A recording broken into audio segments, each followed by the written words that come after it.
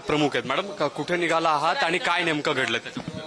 मी police स्टेशनला जाते आता. मी पोलीस स्टेशनला जाऊन येते आणि मग तुम्हाला सांगते. पल्लवी पाटील ज्या आगार व्यवस्थापक आहेत त्या इथे दिसत नाहीत आता, काय कारण? सुट्टी आहे त्यांची.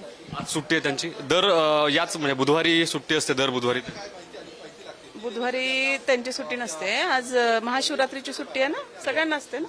तिथे मग आता इन्चार्ज कोण आहे आणि घडलेल्या प्रकाराबद्दल इथे कोण माहिती देऊ शकतो? मीच पोलीस स्टेशनला जातोय. पोलीस स्टेशनवर जाऊन आले की तुम्हाला सांगू काय झालं. अद्याप काहीच माहिती नाही काय नेमकं घडलंय. तुमच्या इतक्या दिवसात काहीच कानावर आलं? इतक्या दिवसात म्हणजे कधी घडलंय मग? घडलंय कधी? बातमी झालेली आहे. नाही मग पाहतोच आम्ही पोलीस स्टेशनला जातो. काय नेमकं घडलंय? कानावर का आलंय? काय बातमी तुम्ही ऐकली जी तुमच्या डेपो, तुमच्या स्वारगेट परिसरामध्ये घडली? आपण आहे ना पोलीस स्टेशनला उगाच काहीतरी सांगण्यात अर्थ नाहीये ना. मग आपण पोलीस स्टेशनला जाऊया, माहिती घेऊया. पोलिसांनी तुम्हाला बोलवलं? बोलवलं. काय म्हणणं आहे पोलिसांचं? फोन आला होता तेव्हा काय निरोप या दिला? म्हटले बोलूया आपण, असं बोललेत. मग बोलून येते. इथे सुरक्षा व्यवस्थेचं कसं नियोजन असतं त्याबद्दल सांगा. म्हणजे रात्री सकाळी किती सुरक्षाकर्मी? संरक्षक असतात आपले, 6 असतात. बसमध्ये जो प्रकार घडला तो कसा काय घडला? म्हणजे सुरक्षा कर्मचाऱ्यांवरती दोष द्यायचा की नेमका कोणावर दोष द्यायचा? सर काहीच माहिती नसताना कसं बोलणार ना आपण. पाहूया ना जरा. एका महिलेवर अशा पद्धतीनं अत्याचार जेव्हा होतो तेव्हा एक महिला म्हणून काय प्रतिक्रिया? नाही, चुकीचंच आहे हे, खूप चुकीचं आहे. फक्त आपण काय झालं हे नेमकं जाणून घेऊया प्लीज. थोडी माहिती घेऊया आणि नंतर मग जी पोलिसांनी माहिती दिली त्यात बसमध्ये एका तरुणीवर 26 वर्षाचा अत्याचार झाल्याची माहिती मिळते. सर आपण जाऊया ना, तुम्ही पण चला. तुमचं नाव आणि काय? 2 मिनिटं चला माझ्या बरोबर तुम्ही. चला. आपण बघतोय की जे इथले लोक आहेत स्थानिक, त्यांच्याकडून देखील जे अधिकारी आहेत त्यांच्याकडून देखील माहिती देण्यासाठी टाळाटाळ होते आहे. पोलिसांकडे त्या निघालेल्या आहेत. त्यांना पोलिसांनी चौकशीसाठी बोलावलं असं त्यांचं म्हणणं आहे.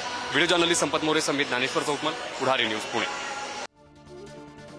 तर आपण जे पाहतोय की जे अधिकारी आहेत ते सुद्धा बोलण्याचा टाळाटाळ करत असल्याचं बघायला मिळत आहे. या जो घटना घडली त्यानंतर अनेक खरं तर मुद्दे उपस्थित केले जात आहेत. ही घटना घडताना त्या ठिकाणी लोक होती की नाही किंवा त्यांचा वावर होता, तरीही अशी घटना घडणं हे कितपत योग्य आहे असा प्रश्न सुद्धा उपस्थित केला जातोय.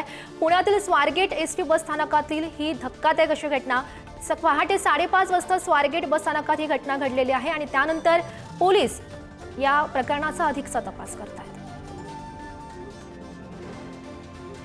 आणि या संदर्भात खरं तर केंद्रीय मंत्री मुरलीधर मोहोळ यांच्याकडून सुद्धा कडक कारवाईचे आदेश देण्यात आलेले आहेत.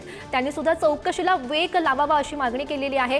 आता या आरोपीवर नेमकी काय कारवाई केली जाते हे बघणं सुद्धा महत्त्वाचं असेल. आरोपी सध्या फरार आहे, मात्र त्याची ओळख पटवण्यात पोलिसांना यश आलेलं आहे. पोलिसांकडून सध्या 8 पथकं या संदर्भात तैनात असतील. त्यांच्याकडून या आरोपीचा शोध घेण्यात येतोय. मंगळवारी पहाटे 5:30 वाजता ही बलात्काराची घटना घडली.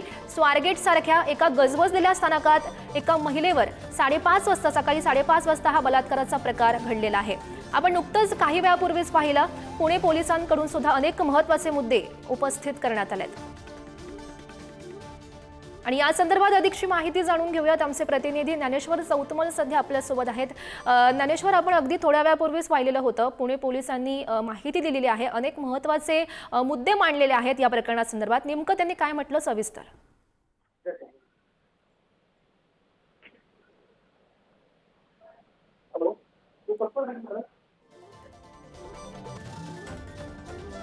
तर काही तांत्रिक कारणास्तव ज्ञानेश्वर यांच्यापर्यंत आवाज पोहोचत नाहीये. मात्र मिळालेल्या माहितीनुसार सध्या जो फरार आरोपी आहे त्याची ओळख पटवण्यात पोलिसांना यश आलेलं आहे आणि त्याचा शोध सध्या पोलीस घेत आहेत. पोलिसांकडून जवळपास 8 पथकं ही तैनात करण्यात आलेली आहे आणि त्या आरोपीचा शोध पोलिसांच्या माध्यमातून घेतला जातोय. सोबतच कडक कारवाई याच्यावर आरोपीवर करावी असे आदेश सुद्धा सरकारकडून देण्यात आले आहेत. पुण्यात शिवशाही बसमध्ये हा तरुणीवर धक्कादायक असा प्रकार घडला. बलात्काराची घटना घडली. स्वारगेट बस स्थानकामध्ये ही घटना घडलेली आहे. सकाळी 5:30 वाजता या तरुणीवर हा बलात्कार घडल्याचं समजतंय. पुन्हा एकदा आमचे प्रतिनिधी ज्ञानेश्वर यांच्याकडे जाऊयात.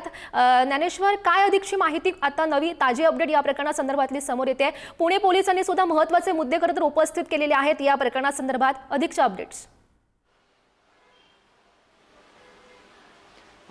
पुणे पोलिसांनी जो महत्त्वाचा मुद्दा उपस्थित केला त्यात त्यांनी असं सांगितलं की सध्या आरोपीची ओळख पटलेली आहे आणि आरोपीची ओळख पटल्यानंतर त्याच्या मागावर पोलिसांची पथकं तैनात आहेत. आता मी स्वारगेट बस डेपोमध्ये आहे. या सगळ्या परिसरात सीसीटीव्ही यंत्रणा जी आहे ती आपल्याला बघायला मिळते. या सगळ्या भागात सीसीटीव्ही आहेत आणि याच सीसीटीव्हीच्या माध्यमातून शोध घेतला जातो. हे जे आरोपी आहेत आणि जी पीडित तरुणी आहे ती एकत्र बसमध्ये जाताना पोलिसांना सीसीटीव्हीमध्ये दिसली आहे.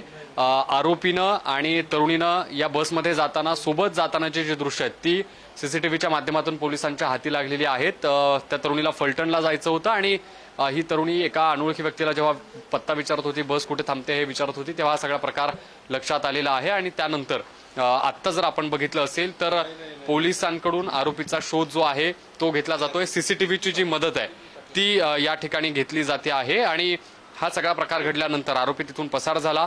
ती तरुणी देखील बसमध्ये बसून तिथून निघून गेली आणि नंतर काही काळानंतर तिनं पोलिसांमध्ये ही तक्रार दिलेली आहे. 26 वर्षाच्या तरुणीवर मंगळवारी पहाटे 5:30च्या दरम्यान बस डेपोत बसमध्ये अशा पद्धतीनं अत्याचाराची घटना होणं यामुळे खळबळ उडालेली आहे. सगळेजण चिंता व्यक्त करतात. सुरक्षा यंत्रणेवर पुन्हा कुठेतरी प्रश्नचिन्ह उपस्थित होताना बघायला मिळतोय.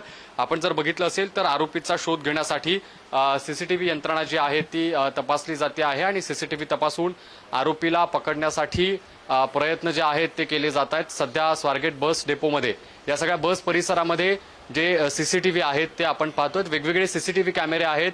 अत्याधुनिक सीसीटीव्ही कॅमेऱ्याच्या माध्यमातून या सगळ्या परिसरामध्ये लक्ष ठेवलं जातं आणि अशा वर्दळीच्या ठिकाणी आपण जर बघितलं असेल तर मोठी गर्दी असताना असा प्रकार घडल्यानंतर चिंता व्यक्त केली जाते आहे. आरोपी अजूनही पोलिसांना सापडलेला नाही.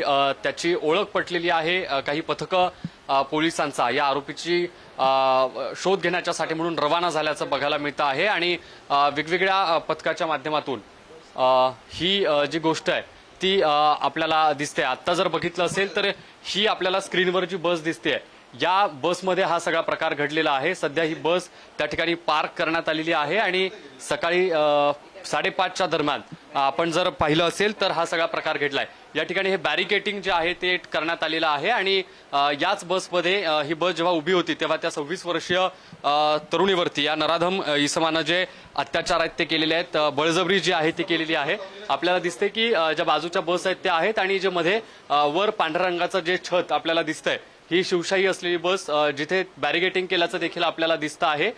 या बसमध्ये हा सगळा प्रकार जो आहे तो घडलेला आहे. त्या बसमध्ये एकत्र जाताना देखील हे जे आरोपी आहेत आणि जी तरुणी आहे ते दिसत आहेत आणि तिथून तो आरोपी पसार झालेला आहे आणि ती जी तरुणी आहे ती तिथून बसमधून निघून गेली. आणि नंतर जर आपण बघितलं असेल तर या सगळ्या प्रकरणात आत्ता पोलिसांकडून ज्या वेगवेगळ्या पथकांच्या माध्यमातून शोध घेतला जातोय तो या ठिकाणी घेतला जातो आहे.